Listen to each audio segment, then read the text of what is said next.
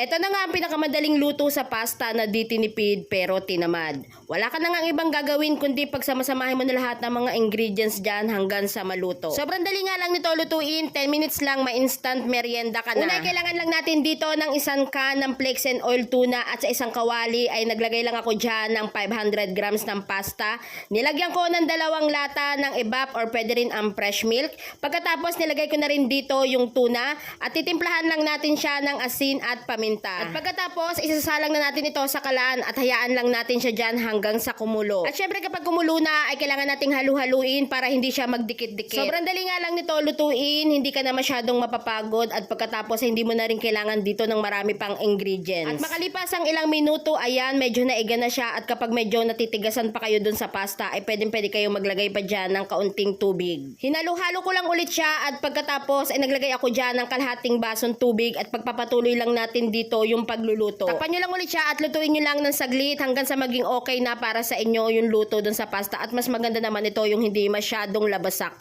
Yung katamtamang luto lang. At dapat ay mahinang apoy lamang dahil baka masunog. At sa punto ngang ito ay okay na para sa akin yung pasta. Tamang-tama lang yung pagkakaluto niya at kaya naman naglagay na rin ako dito ng cheese. So kahit anong cheese ay pwede nyong ilagay. So sa akin ay naglagay ako ng parmesan cheese. Pagkatapos ay naglagay na rin ako dyan ng kaunting basil. So optional lang yan kung gusto nyong maglagay. O diba sobrang dali lang lutuin, 10 minutes lang meron ka ng masarap na merienda at medyo nakatipid ka nga dito dahil kaunti lang naman ang ating nilagay na ingredients. Sobrang sarap nga ng recipe na ito at perfect na perfect kung meron kayong biglaang bisita ay pwede nyo siyang lutuan ng ganito. Magugulat nga kayo kapag natikman nyo to ay grabe, hindi mo akalain na pwede pala yun. Kahit hindi ka na naglagay ng bawang, sibuyas, kamatis, yan lang ay okay na okay na.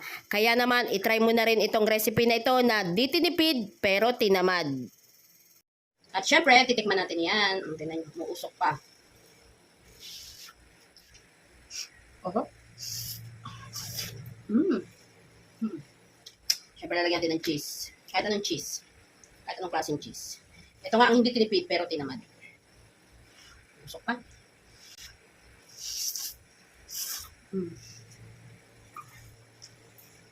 Ang sarap.